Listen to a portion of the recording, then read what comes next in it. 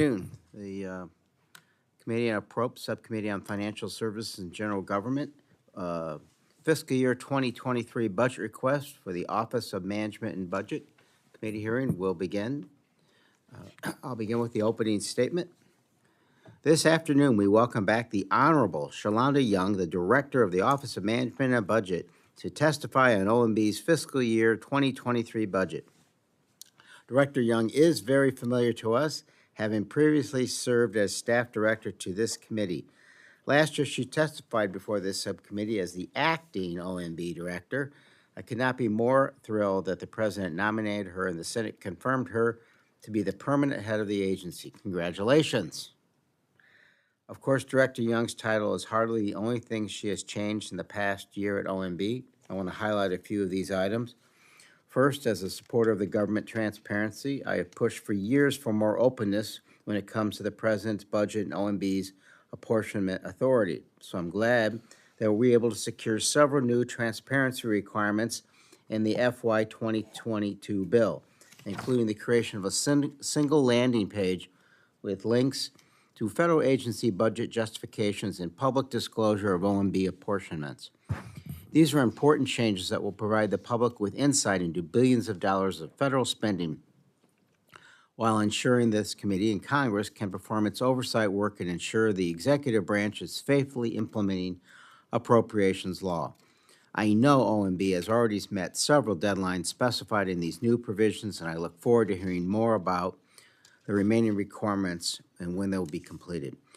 Last year, Congress also passed the Infrastructure Investment and Jobs Act. This bill is a historic investment in U.S. infrastructure priorities, including broadband, roads and transit, water and power systems, and more, and will provide real benefits to every community in the country.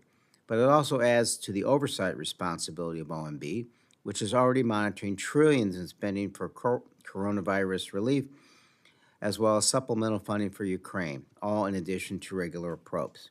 OMB is also grappling with significant government-wide challenges and opportunities. For example, we expect that increased use of remote work will last far beyond the pandemic, allowing agencies to diversify their hiring pools, reduce office space requirements, and cut their greenhouse gas emissions. The Ukraine situation has also highlighted ongoing deficiencies and vulnerabilities in agency cybersecurity, accentuating OMB's work coordinating government-wide IT and cyber spending. We hope to learn more today about how OMB is incorporating these factors into government policy and long-term federal budget planning. In recognition of these and other responsibilities, OMB has requested $128 million, a $12 million or 10% increase over fiscal year 2022 enacted budget. This builds on a 9% increase in funding we provided this year. In addition, the request includes a $6 million increase for the Information Technology Oversight and Reform Account, which partially funds OMB's Office of the Federal Chief Information Officer. We look forward to a robust discussion about how these funding increases will be used to benefit the public, including combating the inflation that is hitting so many Americans right in their checkbooks. I now turn to the ranking member, Mr. Womack, for his opening remarks.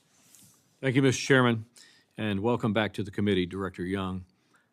I, too, congratulate you on your confirmation. Who would have ever thought that a management fellow at NIH, 20 years ago? 21 years ago, would have led to being director of the Office of Management and Budget, and we are all very proud of you. Miss your work here, but nonetheless, you're doing remarkable things in this country, and we congratulate you. You're leading OMB during a very challenging time as the country struggles with the health and economic impact of COVID-19, staggering inflation, and the war in Ukraine. I appreciate the hard work of all the staff at OMB to help address the needs of the country. Regarding the fiscal 23 budget, I'm disappointed that once again it proposes massive non-defense increases, inadequate defense spending, and the elimination of longstanding life protections such as Hyde.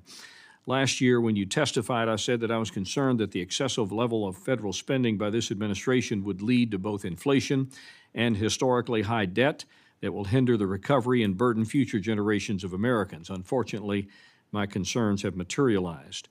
Inflation is the highest level since '81. Your budget proposes increases in both taxes and spending, which will likely grow inflation even higher.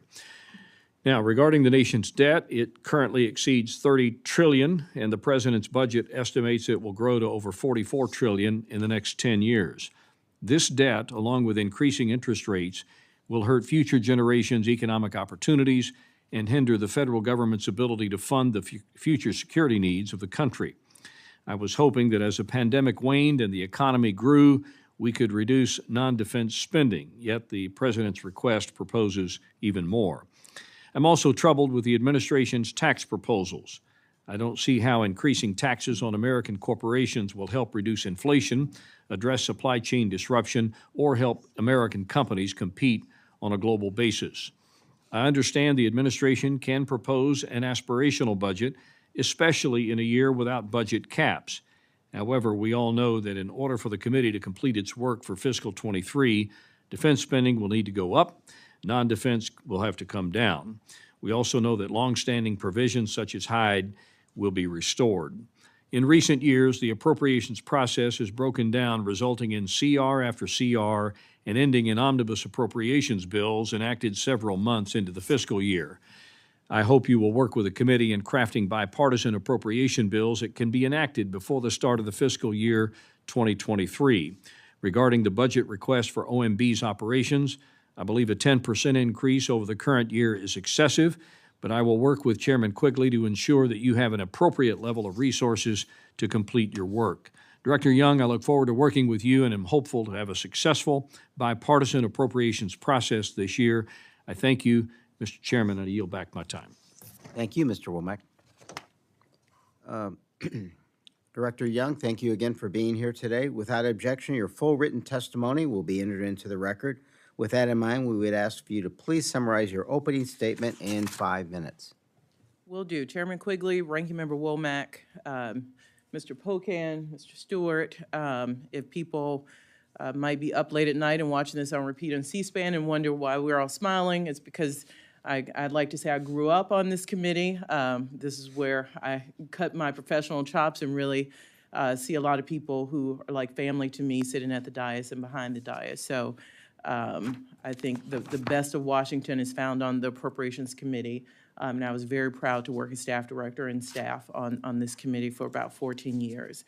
Thank you for the opportunity to appear here today to present the President's 2023 budget request for the Office of Management and Budget.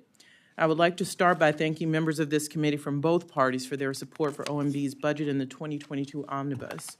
These additional resources have allowed us to begin refilling career staff those jobs have been vacant for many years. For example, we have been able to fill long-standing key leadership positions such as the chief statistician at OIRA, our regulatory office, which has been vacant for well over 2 years, and other critical staff level positions across all offices, some of which were vacant for far longer, including examiner positions in OMB's Health Division, Medicare branch, and Social Security and Human Service positions in the Education, Income Maintenance, and Labor Division. As you can see with our 2023 request, rebuilding our career staff remains a top priority for OMB. This is the second lowest our staffing level has been in 15 years. Even as OMB continues to take significant new areas of responsibility, you laid out many of those. We are implementing the bipartisan infrastructure law, leading the Made in America agenda. The bipartisan infrastructure law made our Made in America office permanent. We want to transform federal customer service delivery. People should not have to guess which 3 or 4 letter agencies they have to go to find services. We should develop a government that meets people where they are through life experiences. And we're answering the call on key issues like the war in Ukraine and much, much more. Our fiscal year 23 request totals $128 million, an increase of 10% over fiscal year 22. These resources will allow OMB to continue our work rebuilding and maintaining our career staff. And that includes funding to maintain a robust Student Pathways intern program, which will help strengthen OMB's employee pipeline. OMB is also requesting $13.7 million for the Information and Technology Oversight and Reform Fund, or ITOR. OMB's Office of the Federal CIO would use these funds to reach 53 FTE, which is the number of personnel the office needs to do its work, improving the nation's cybersecurity. I'd also like to say a few words about the President's overall fiscal year 2023 budget request. Under the President's leadership, our country has made historic progress in the face of significant challenges. We've created 8.3 million jobs. The unemployment rate has fallen to 3.6%. Last year saw the strongest economic growth in nearly 40 years, and we're on track to cut the deficit by more than $1.5 trillion this year, based on the latest Treasury data. The President's 2023 budget details his vision on this progress. It expands our economic capacity, improves our public health infrastructure, combats the climate crisis, and advances equity, dignity, and security for all Americans. During what will be a decisive decade for the world, the budget strengthens our military and leverages America's renewed strength at home so our nation is prepared to meet pressing global challenges and manage crises as they arise. And it makes these investments in a fiscally responsible way, reducing the deficit by $1 trillion over the coming decade. Thank you for the opportunity to be here today. It feels like coming home. We'll see if I have that same sentiment in a couple of hours, but I look forward to answering your questions. Home isn't always fun. Again, thank you, Director. As I mentioned in my opening statement, I was pleased the fiscal year 22 appropriation package includes several of the new transparency provisions that will make the budget process more accessible to the public and help this committee do our oversight work. Can you outline a little of the progress OMB has made in meeting the new statutory requirements under 204, many of which require public disclosure of apportionments? Do you anticipate meeting the deadlines outlined in 204, especially for automated apportionment? And again, I was pleased to see the enactment of the Congressional Budget Justification Act, which has been a priority. The bill requires the OMB director to create and continuously update a website that lists budget justification information. Can you tell us progress on that matter as well, please? Absolutely, and I know you've been a leader on transparency issues. OMB has already begun to implement the new apportionment transparency requirements on March 25th. As required by the law, we began posting final apportionments to a Max community page so your committee staff can access that. Within 15 days after the omnibus was signed, OMB was required to submit our apportionment delegation to the Federal Register. We have done that, and we're working to comply to our next time frame, which requires apportionments be put on a public website, and we intend to meet that time frame. On congressional budget justifications, which I know was the chairman's bill, we are working to meet the requirements of the Congressional Budget Justification Transparency Act. We've already met the Act's requirement that OMB maintain a centralized website. The Act also requires OMB to develop data standards for agency CJs, and we're working on how to meet those further requirements, but we are on track to do so, Mr. Chairman. Thank you. The Russian invasion of Ukraine has revived questions about the vulnerability of U.S. critical infrastructure, including the federal agency systems, to potential Russian cyber attacks. During the 2023 budget, President's budget, does the President 2023 budget incorporate such concerns into the proposed spending levels on agency cyber and IT needs? And what is your strategy for addressing these concerns in the fiscal 2024 President's budget?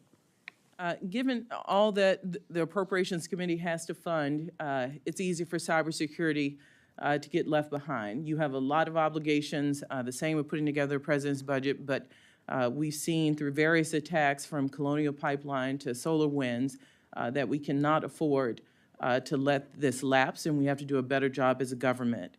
Cybersecurity is a priority in the 23 budget. It includes $2.5 billion for CISA in the Department of Homeland Security.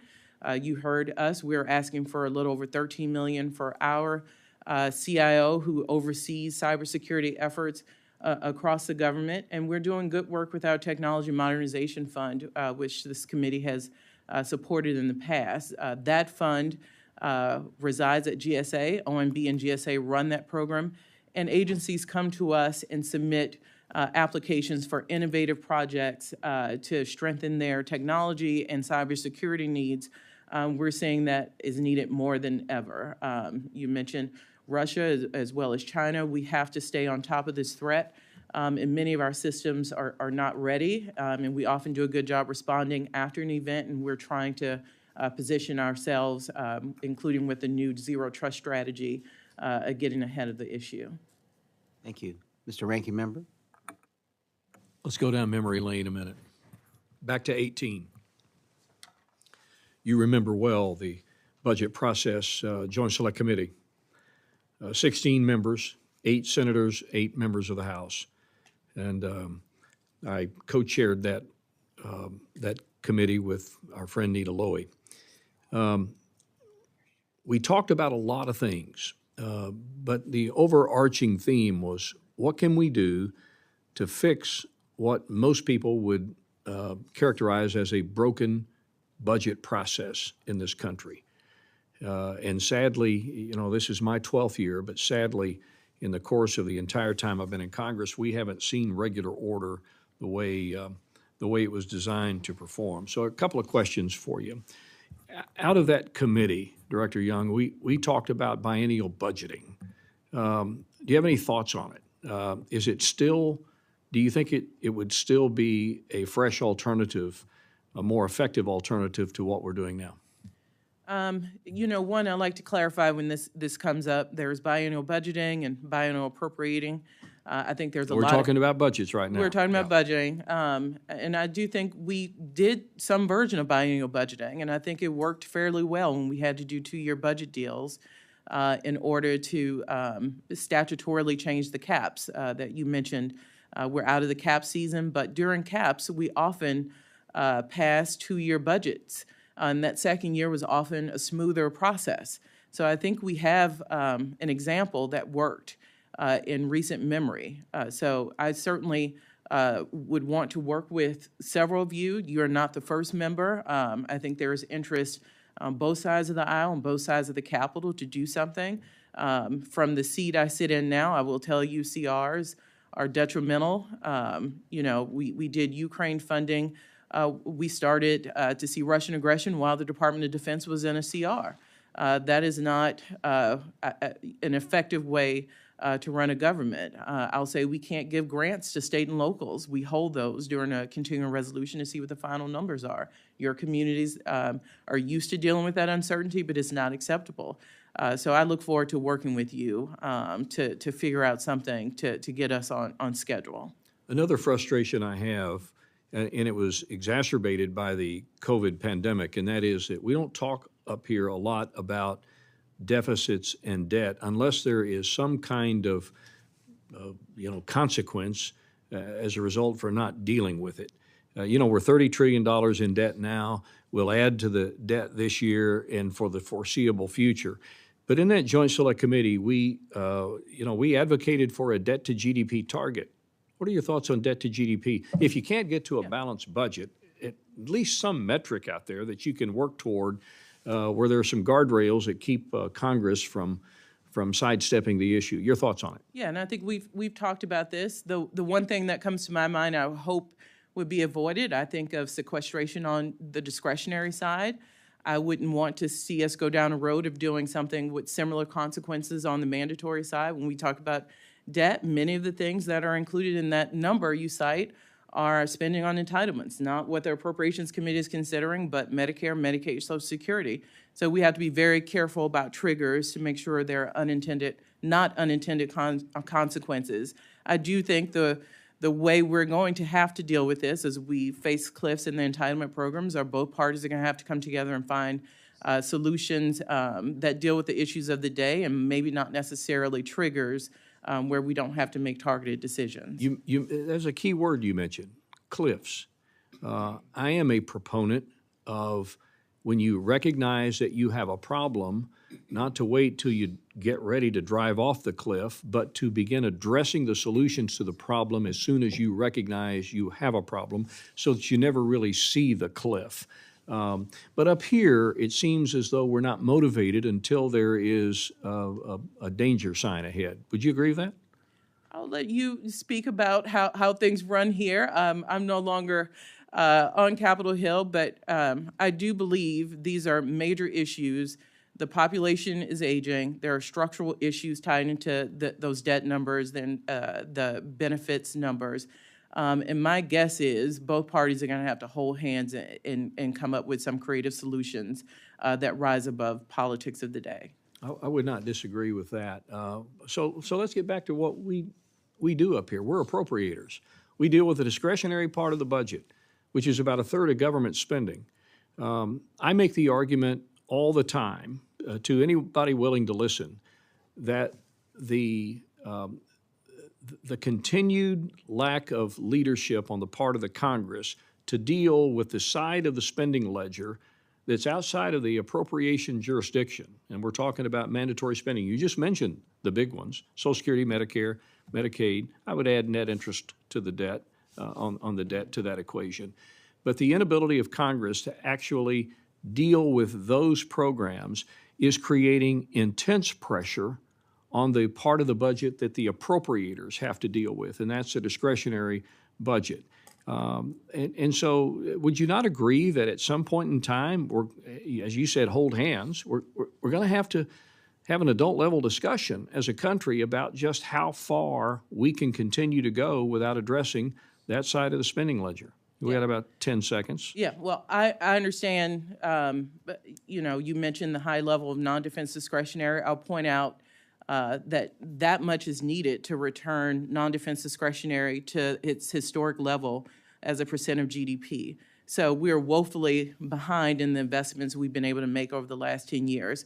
So I couldn't agree with you more. You can't deal with a third of budget and expect to see a lot of results on the bottom line. Thank you so much. Yield back.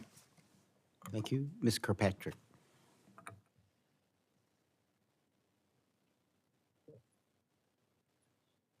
Thank you, Mr. Chairman. Thank you, witnesses. I really appreciate having this hearing today.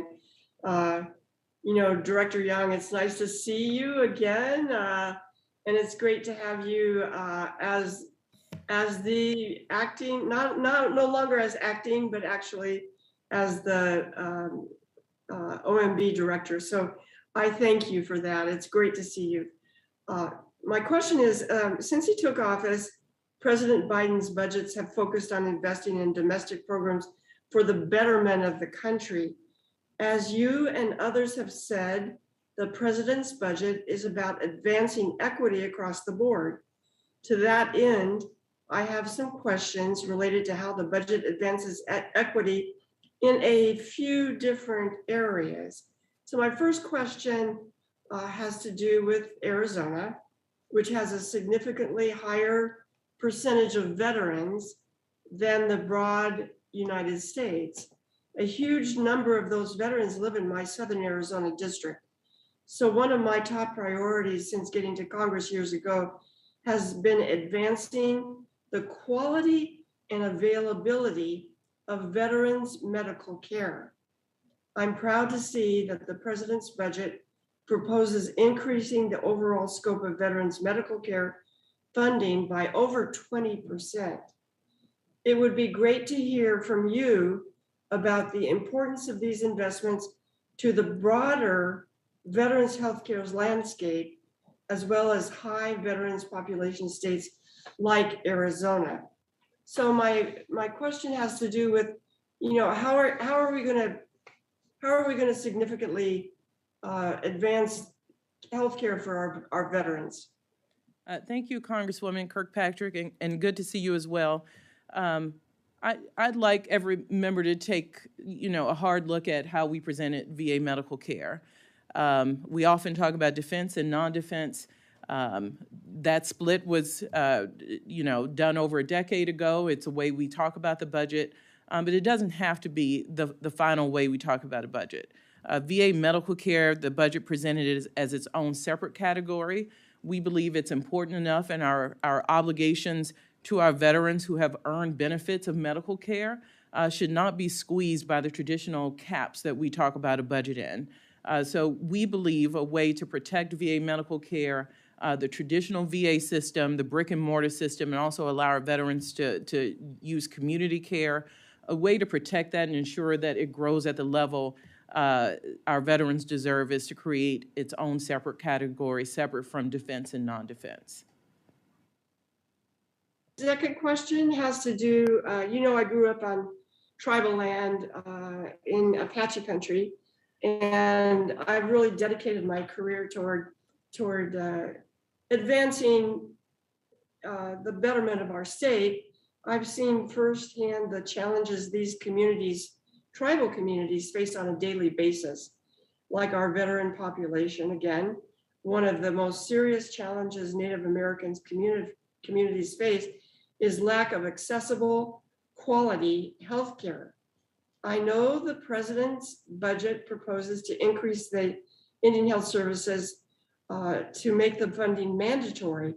What is the importance of making the funding mandatory, and how would such a funding increase broaden availability of healthcare for Native Americans in Arizona and throughout the country?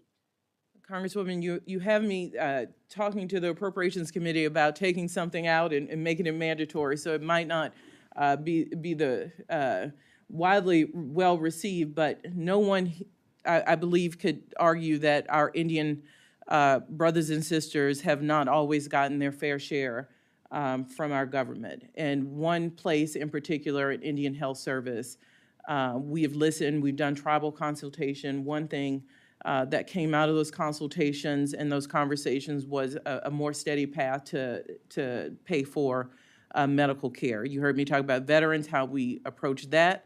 On our Indian Health Service side, last year we put forward a proposal to do advanced funding. We weren't able to get that done, so we're trying a new idea, which is to provide steady, consistent, known funding through a mandatory stream. I think as I leave here, regardless of what Congress does, I just ask that we do something to ensure that our Indian Health Service is adequately funded, which it currently is not. So much for your leadership, and I yield back. Thank you. Ms. Stewart. Thank you, Chairman, and thanks, Director Young. Thanks for being with us. It's good to see you.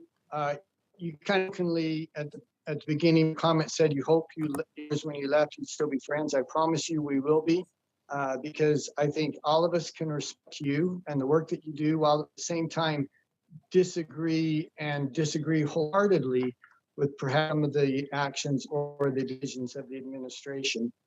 You did mention this discretionary budget proposal. I'm so glad you did. It's the thing I'd like to focus on if I could.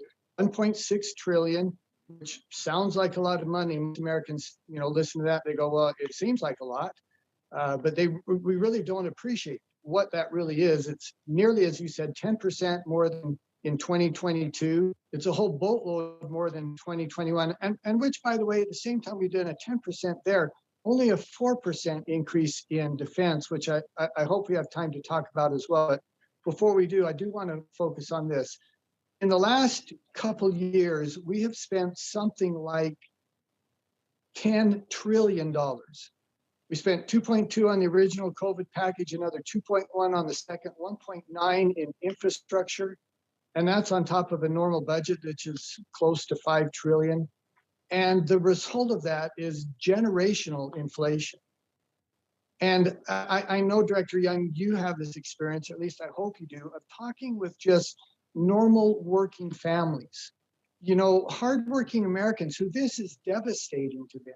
If someone picked you up in a car in the morning and drives you to work and you haven't filled up the gas tank in that car in a long time, you don't worry that much about what the price of fuel is.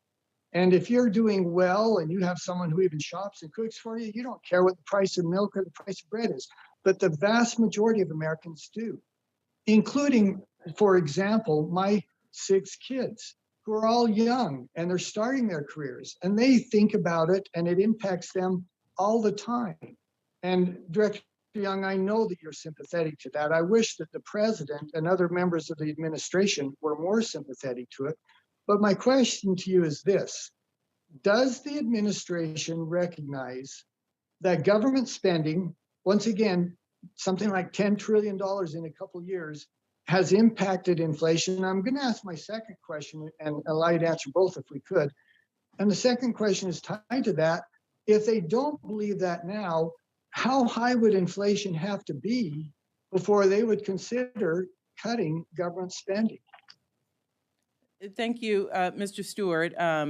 One, you're talking to a parent of a almost 7-month-old. So one of the things the president has pointed out is we need to do things to bring down costs for the American people. He gets that. You've heard him address the American people and say one of his top, if not top, economic concern is bringing down the cost of goods for people, including childcare. I can tell you for parents, it is one of the drivers keeping women out of the workplace. We need to bring down the cost of health care. We need to bring down the cost of energy for families. The president has presented ways to do that, and he's called on Congress to do that. Speaking of, spending and savings, we are on track to bring down the deficit by $1.5 trillion this year, and the president does believe and has stated that is central to his effort in fighting inflation. Director, I appreciate that. You mentioned, for example, the president has focused on bringing down cost of energy. In fact, it seems to me his focus has been on increasing the price of energy. There are many in the opposite party who think that's actually a good thing. They want to drive the prices of energy up in order to compel some of the incentives for the Green New Deal, for example. But I'm puzzled because I really don't know the answer to this question. Give me an example of where the president's policies are actually provided to drive down the cost of energy and not just to do the opposite, which I could go through the list of things that I think can cause that, but I think you're familiar with them. Help me understand why this president, what he's done to drive down the cost and not up the price of energy. I think we all know energy, especially oil prices, are guided by the market, but what the president has done is use all the tools at his disposal, including releasing tens of millions of barrels of oil from the Strategic Petroleum Reserve. So this president is quite aware of the cost impact on everyday families and is using every tool at his disposal to deal with those rising costs. Well, and I'm almost out of time. I don't have a timer in front of me. I'll just conclude by saying this. Killing Keystone Pipeline, shutting down oil and gas permits in the West and Alaska offshore, but more than that, and that's demonizing the oil and gas industry and trying to demonetize them and allow them not to have access to financial markets. So now they don't have the resources they need to go and explore and to drill. I think those have far, in fact, I know they have far more impacts than the few million barrels of oil that comes out of the Strategic Petroleum Reserve. But Director Young, thank you once again. I look forward to continuing conversations with you. Thank you. Mr. Cartwright. Thank you, Mr. Chairman, and thank you, Director Young, for joining us this afternoon. It's great to be able to call you that, Director Young, and drop the acting part of that title. All of the years that you worked hard on the Appropriations Committee give you an insight that I have no doubt will serve you well in the White House. Our ranking member talked a little bit about continuing resolutions, which really are the bane of federal appropriations. We're here today to discuss the fiscal year 23 budget, but we only passed last year's budget, the fiscal year 22 omnibus, two months ago in March. The federal government's been funded under these continuing resolutions for months, often at the very last minute before the last continuing resolution expires. And, you know, if you're scoring along at home, what a continuing resolution is an agreement that whatever we spent last year, we'll spend again. Can you imagine operating a family budget that way? Well, we bought a new car 2 years ago. So every year after that, we have to keep buying a new car. It's ridiculous. And it's ridiculous to run a government like that too. And I think our ranking member agrees with me. Operating under continuing resolutions places financial uncertainty and impositions on all federal offices. Office of Management and the Budget faces additional uncertainty and impositions because it has two sets of responsibilities. Your own internal responsibilities that keep OMB in operation and your responsibilities to oversee other federal agencies. So my question is, what additional challenges to its internal and interagency operations did your office face as a result of last year's string of continuing resolutions? And how did you handle those challenges? Look, I have a very small agency in the context of government agencies. But if other agencies like Department of Defense looked at the risk of hiring, for example, in the midst of CRs, the way I do, then it really does impede an agency's ability to operate. I just won't do it. I won't put at risk trying to guess where Congress is going to head. So we put off critical vacancy fills. We put off critical hiring decisions. We don't invest in our contracts the way we should. And that's with a tiny agency by the scale of federal agencies. So looking government-wide, it really is one of the worst ways to manage the United States government. I don't think anyone looking from the outside in would think that we would do fund agencies by 2-3 month increments, sometimes 2-3 week increments. So you and Ranking Member Womack have certainly hit on an issue that I know we all share and that we have to find some way of getting out of. And one way we can help do that is to work with the leadership of this committee, get the budget to you, start the process, and really enter into constructive conversations on how we can ensure that a timely budget as close to October 1st can be achieved. Thank you for that. Now, I know you're also working on streamlining customer service in the federal government.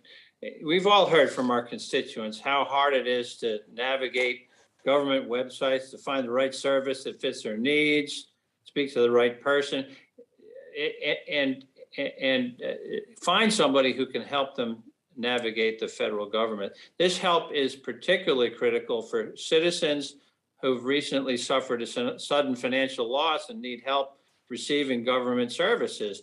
I know OMB is working on improving government-wide customer service and helping citizens who face these accessibility challenges. Question is, how is OMB leading the charge to streamline federal services and make them more accessible to all customers? So it's one of the things I'm most excited about. People shouldn't have to know the ins and outs of government programs and laws to figure out which government agency to go to get a service. If you have a housing need, how would you know that rural housing is mostly taken care of at USDA versus the Housing and Urban Development Agency? So we've got to, the government has got to do a better job of meeting people where they are. People shouldn't have to guess which 3- and 4-letter agency to go to find assistance. And so we are committed. OMB led the charge on an executive order, a customer service executive order, which talks about these life experiences. And we have specific things like getting a passport, travel, like knowing how to get housing services, and like knowing how to get food services. And we think we can meet some achievable milestones and make real change for people who want and need and deserve those government services to be able to find them. Well, thank you. I know you're going to find some willing and able partners on this subcommittee in that effort. Mr. Chairman, I yield back. Thank you. Ms. Joyce? Thank you, Mr. Chair. Director Young, it is an absolute pleasure to see you today. As we've already touched on this afternoon, Americans are bearing on the brunt of record-breaking inflation on all products, from grocery to gas. The White House has pinned blame on several sources, but doesn't speak much about its plan to craft fiscal policy that is mindful of inflation. Can you provide a few specific examples of how OMB worked to lower inflation in developing the President's $5.8 trillion 2023 budget? So one, I think it's important to know that economic assumptions are built into the budget. And inflation is an interesting thing. It has offsetting triggers. You bring in more revenue and you spend more with inflation. So this budget does assume some rise in inflation to ensure that what we presented, which is over $1 trillion in deficit reduction over 10 years, is actually reflective of assuming some rising inflation. So one, we tried to be honest about what the economic picture would be over the 10 years, and we still see a production of $1 trillion deficit saving over this budget window. Well, your office has requested $128 million for 2023, a 10% increase from last year. The budget attributes $4.5 million of that spending to inflationary adjustments. Obviously, you're also not immune to the impacts of inflation. What costs have gone up for OMB to require this extra funding? So every government agency, I'm very proud that the president sent up a 4.6% federal employee pay increase. That pay increase is done by formula, and it is tied to the Consumer Price Index. So most of OMB are people. So our people will cost more from year to year, and that's mostly built on the pay adjustment the president has put forward for all federal workers. Your office also estimates that the deficit will remain above $1 trillion every year for the next decade, increasing to $1.4 trillion this year to around $1.8 trillion in 2032. With rising interest rates, our debt will only become more of an expensive, pressing problem. At some point, White House and Congress need to have a responsible conversation about reining in federal spending levels. What are some meaningful steps your office believes we could take to reduce the deficit over the next decade and improve upon these dire deficit projections? One thing we haven't talked a lot about here are the pay-fors in the budget. The president believes that we should invest in the American people, but the fiscally responsible way to do that, we may disagree on this, is through tax reform, ensuring that corporations pay their fair share, that we go back to some levels, not even all the way back to tax levels for the richest Americans before the 2017 tax cuts. So we believe we can do both. Bring down the deficits, that's what the budget is showing, invest in the American people, and also we do that by increasing taxes for the wealthiest Americans.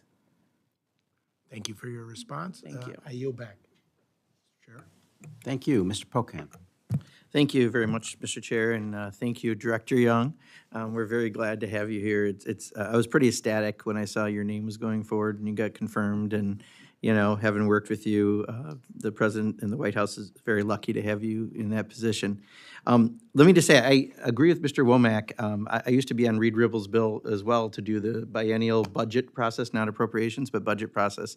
And just so you know, I think in a bipartisan way, a lot of us who came from state legislatures who operated that way, it was efficient. And, you know, I agree with him on many of those points.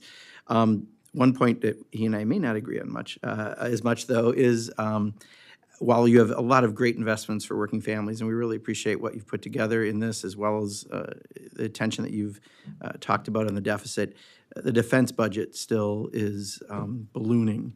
You know, Congress doubled what the president requested in the last budget.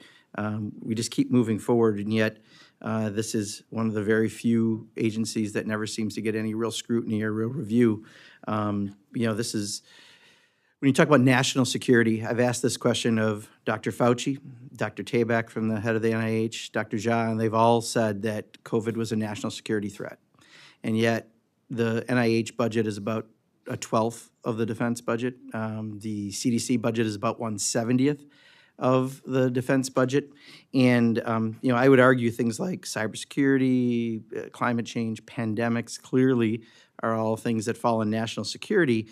But one of the problems that we've had with the Department of Defense is they take the language that they consider to be how they can spend money very strictly. So they say because of, I think it's these 5 words, state and non-state actors, that they can't put money into a lot of other areas. So while there is some research on breast cancer, for example, because of women in the military, they won't take care of things like noise abatement when you bring F-35s to a district like mine. So there's 800 deficiencies that 2 got fixed one year for the F-35s.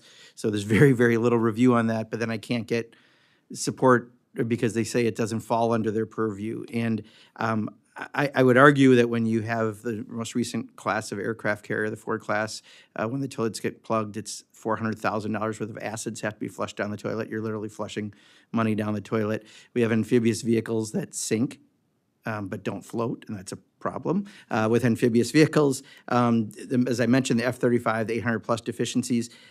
Don't you think that the Pentagon should have to pass a budget an audit in order to get some of the continued funding, and that perhaps a broader look at national security COVID-19 clearly was the biggest security threat we had in the last several years, that we could possibly be looking at ways to open up how we spend that besides just defense contractors? Well, I hinted at this earlier.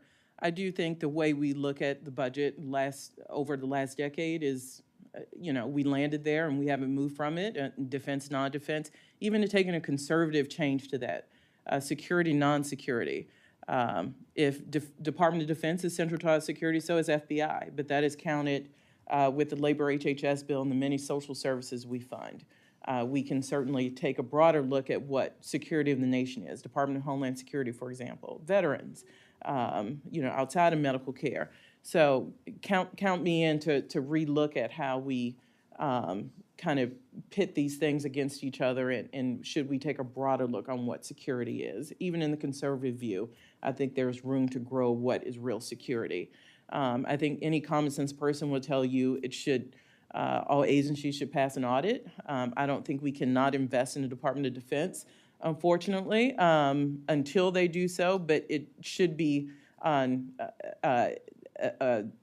something any common sense person would tell you we expect all our agencies to do. Yeah. No, I appreciate that. I just think it is time for a more modern definition of defense, and I think there are other things clearly pandemic-related in other areas that could receive better funding, since the CDC's entire budget is 1/70th of the Pentagon's budget to address those sorts of things. And I'm glad you shared my thought about the audit, because I think there are many things that are very important. We want to support our military personnel, but there are so many examples of things that don't do well. And if that happened in any other agency, I think we would have serious problems. But especially this idea of being able to spend for the national security, perhaps funding in a broader definition. And I don't know how we could work together on that, but I'd really love to work with your office on trying to figure out how to do that. And I yield back, Mr. Chairman. Thank you. Thank you. Ms. Torres. Thank you, Chairman. Director Young, it's really great to see you. Again, congratulations on everything that you have achieved. I'm thrilled that your position has not been misclassified. I say that because I think you know where I'm going. As a former 911 dispatcher for 17 and a half years, I dealt with some very, very tough issues. People do not call 911 because they are having a great day. They dial 911 because most often it is the worst day in their lives. I've handled calls from suicide callers, domestic violence involving children, shootings in progress. I have had to negotiate, with barricaded suspects, with victims being held hostage. These are real life situations that 911 dispatchers have to go through. The work that they do, the work that I did, way back, was protective service. It may surprise people to hear that. In fact, due to the protective and stressful nature of this work, PTSD rates for this profession are about 18 to 25%, in line with combat veterans. However, OMB's standard occupational classification catalog categorizes public safety telecommunicators as office and administrative support occupations. This includes secretaries, office clerks, and taxi cab dispatchers. This topic may seem like just a technical issue, insignificant, but the real world impacts are substantial for this group of employees. Classifying public safety telecommunicators who are primarily female heads of households as secretaries is based on a 1950s view of the work of this profession. It's bias, to put it mildly. In the year of the Lord, to quote, our vice president, we have to correct this problem. 911 dispatchers, when I worked the 911 center, November of 2008, I took my last call. I had 4 screens. Now they have 8. They follow bank robberies, robbers. Their work is tremendously changed from that secretarial work when the 911 line was first implemented. So to address this problem, I introduced the 911 Saves Act, a bipartisan bill that directs OMB to classify public safety telecommunicators as protective service occupations. The good news is that we don't have to wait for this bill to pass because last year I introduced an amendment and the language was agreed.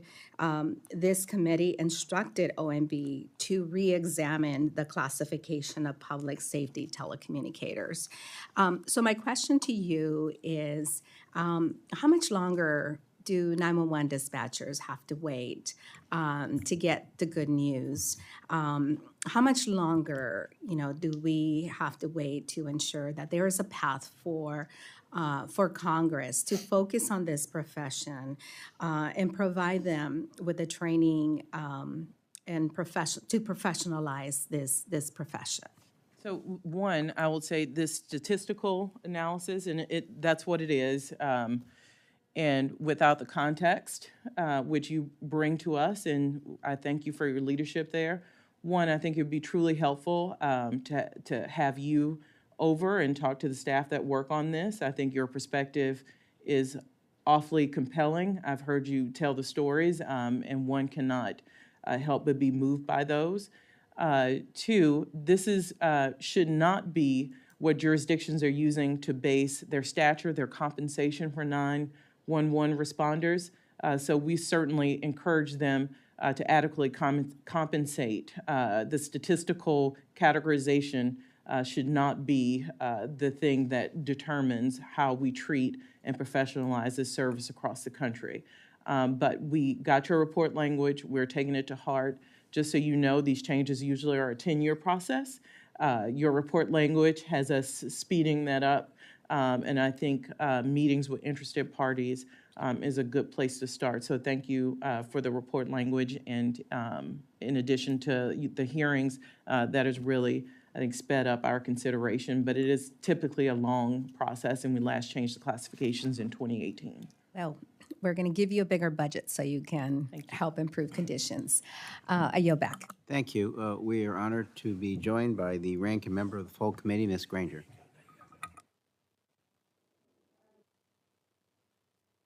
Chairman Quigley, for yielding. I'm sorry I had to miss the opening. It was something I had to do.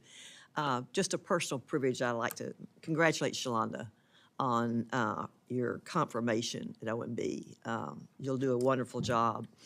I've known her for years, and she can be a very tough negotiator, but she works well with members on both sides of the aisle, and I'm so glad that you're willing to serve in this very, very important position. Yeah. So I just have a question. The President's budget proposes a percentage increase for defense. To put it simply, I don't think it's enough to address current threats. How do you explain this request that doesn't even keep up with inflation at a time when other countries are becoming more aggressive around the world? So I'm sorry you missed Mr. Pocan, so you can see the extremes of opinion on this topic. And for me, the safe place to be in developing this was with the National Defense Strategy. And I can truly say, for probably the first time in a long time, OMB, I, and the Secretary of Defense held hands and did a budget based on the national strategy. You don't often hear that from within administrations, but that was the case. Now, what I also realized in working with you all for many years is this is the beginning of a process. I understand that. And not just the Department of Defense, other agencies, we want to make sure that we're using the latest data that ensures that we aren't losing spending power at the Department of Defense or any other agency. So you have my commitment to working. I think I've said it over and over. The most important thing is to make sure we get bills done. And we start this discussion and speed it up as fast as possible to get bills done by the beginning of October. I have great confidence And you're very practical and very straightforward and a pleasure to work with. So thank you for that answer. I appreciate it very much. Thank you. Ms. Lawrence. Thank you, Chairman. I am too. I know this has been a choir, but I can't tell you how proud I am of you and so glad that we have the right person in the job. But in addition to that, welcome to motherhood. It will definitely change your life. I am the co-chair of the bipartisan Congressional Caucus on Foster Youth. And we work to ensure that foster youth have the resources that they need to be successful in their transition to adulthood. I firmly believe that increasing opportunities and federal internships can help foster youth enter the workforce and gain critical experience. Can you talk to me about how your budget will work to strengthen that pipeline of diverse and underrepresented candidates in the Office of Management and Budget? Well, I think anytime, and look, you all led, the House has a paid internship program. We're trying to do a little catch up. And I think anytime you pay kids, I'm not sure, I worked at a dry cleaner. Free work was not something my family understood well.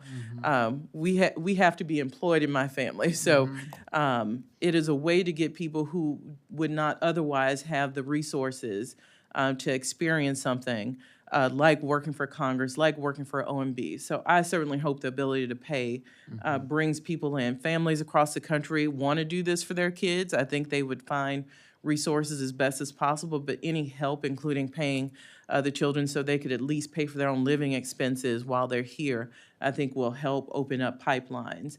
But specifically for foster youth, I am proud of what this budget does. It includes a 30% increase in discretionary funding for child welfare programs.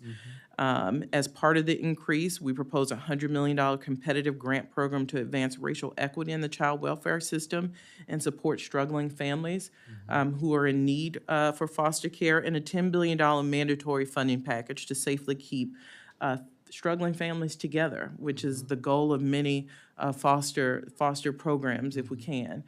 So I'm proud of what we have put forth. I know it's the beginning of a conversation, but it's often a part of government services and budgets overlooked. And so I really ask for strong consideration of those proposals. Thank you. And you started my next question. I'm thrilled you're a working mom. When you have women in the workforce, especially in those of us who are responsible for policy, it does change the conversation. The president calls it the nerve center of government. Talk to me about how this budget addressed the inequities facing women, especially women of color. So one, becoming a mother, I've also seen many of you in different lights. I didn't know Representative Granger, for example, is a mother of twins. I don't know how that is possible, especially seeing the things many of you, I know a couple mayors on the table, and all raised children. Yeah. Those examples show younger people. They showed me it was possible to be a parent and also continue to serve this country in the way that I want to. I didn't have to pick. So I appreciate the leadership you all have shown in those stories, and having people hear those is really life-changing more than anything. The president has put forward, as you know, a robust child care package. We believe, I know from personal experience, if you do not have adequate child care that is dependable, no one wants to drop their kid off in a place that they feel unsafe in order to go to a job. No one is efficient in their workplace when that happens. So we have seen bipartisan support for child care packages in the past, and I know if we work together, we can do something to help struggling families get their kids into, and these child care facilities are hurting coming out of the pandemic. So making sure some of them have to reopen, some are struggling to get staff back in. So we certainly believe that families shouldn't be paying more than 7% of their income in order to make sure their kids are taken care of. Can you talk to me about what we're doing in your view, the additional steps the administration takes to address hate crimes? I'm the founder of the Black Jewish Caucus, and we have seen an epidemic of that. And how can we ensure effective implementation, and what moves or steps have we taken in our budget that will start addressing this increase in shooting and hate crimes? Well, one, I have to start with extending my sympathies to the victims in Buffalo. The president was just in Buffalo, gave a speech about this sort of thing not being tolerated. We have seen too much of it over the last years, and I can only imagine what those families are going through as it's still fresh. So I have to start there. And the budget, unfortunately, Buffalo just happened, but we have many examples of this type of shooting previous to Buffalo, so this budget did contemplate resources to deal with this sort of thing. $49 million for FBI to address domestic terrorism and hate crimes, $23 million for DHS's Center for Prevention Programs and Partnerships, and $20 million for DHS's Targeted Violence and Terrorism Prevention Grant Program. Also, I'd be remiss if I didn't mention a popular bipartisan program, $360 million for nonprofit security grants to harden critical infrastructure for communities. Thank you so much. I yield back. Thank you. Director, there'll be a few more questions in sort of a quick second round, and I wanted to let the ranking members start that off. Thank you, Chairman Quigley. And mine is going to be under the, kind of under the umbrella of COVID relief and the pandemic as we see it today. Now, I realize it's not over. And I also realize that some areas of the, of the economy have suffered more than others. Maybe even some states have suffered more than others in this sort of thing. But in that COVID relief package that was passed last year, there was $350 billion for grants to state and local governments. Now, I'm a former mayor, so I look at this kind of money kind of in an objective way. In some cases, I believe that the tranche of money that has gone to some local political subdivisions might have rivaled the entire amount of that jurisdiction's annual budget. I could be wrong on that, but I bet I'm pretty close. So I sometimes question, and the first tranche was done in '21. The next tranche, I think, comes out later this spring, maybe this summer.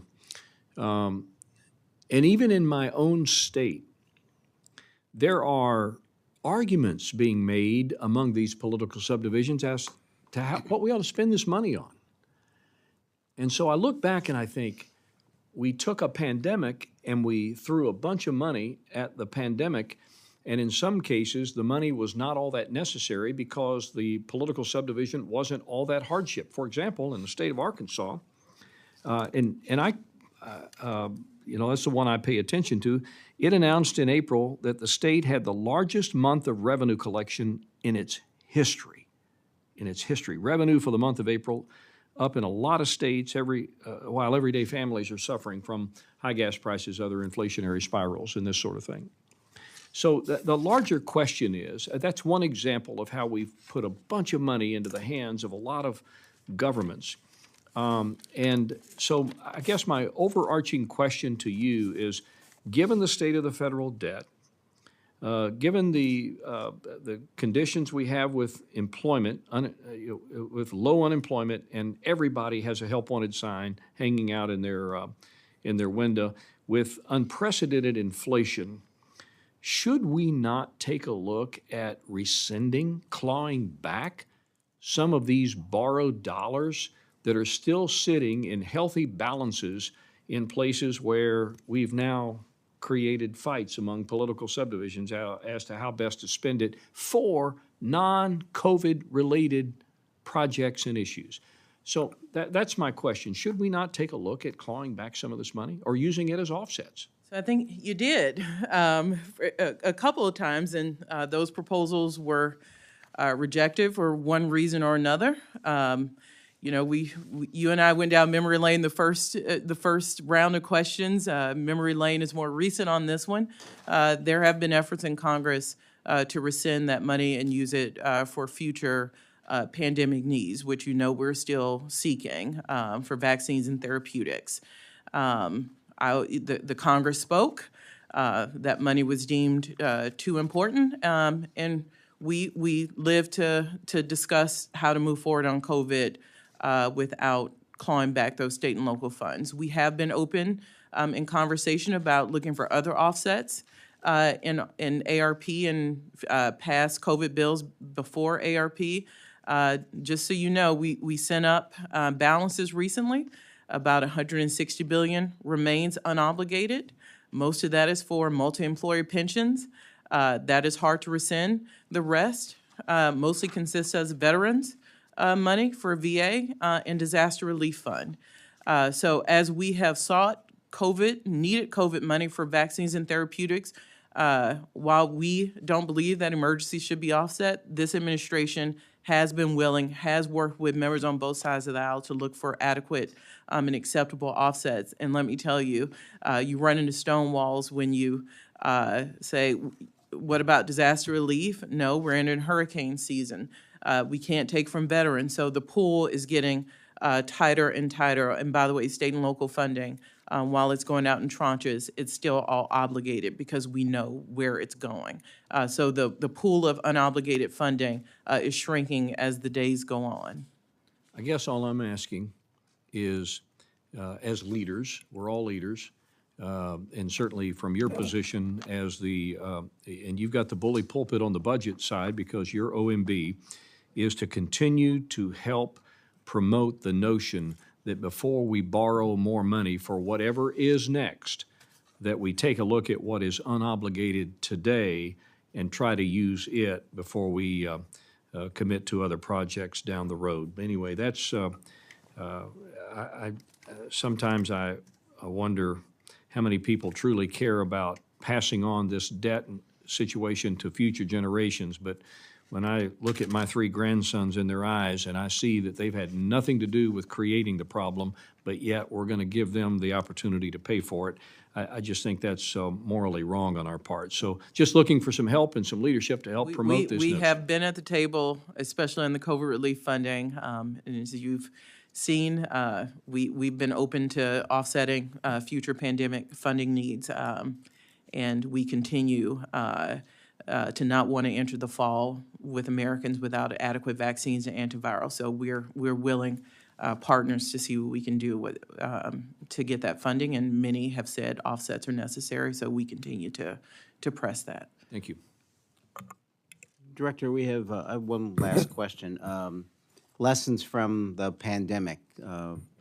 Teleworking going to be with us. Can we predict, sort of rationalize office space needs based on what we think needs are going to be and perhaps reduce the burden we put on GSA and other areas? I think we're gonna have to. I sit in the GSA building. Let me tell you, they have a lot on their plate. And I think this is an opportunity for agencies, and OMB has a central role to this, to push agencies to really look at their future of work. OMB is doing that internally and looking at what it looks like to work. Workers have options, as Ranking Member Womack pointed out. So we have to stay competitive with the private sector. So I think those things go hand in hand. What do we have to do to retain and get good staff? And I think that comes down to, are we providing a flexible workplace? Are we hoteling? Do we have maximum telework? And those things should have savings in the space realm. So I think it will help us in space and retain and recruit the best federal workers. Very good. I want to thank both ranking members and all those who participated. Director, I want to thank you for being here today, your staff's work, and your dedication to service. We look forward to working with you through this unique year of budgeting and appropriating. We are adjourned. Thank you.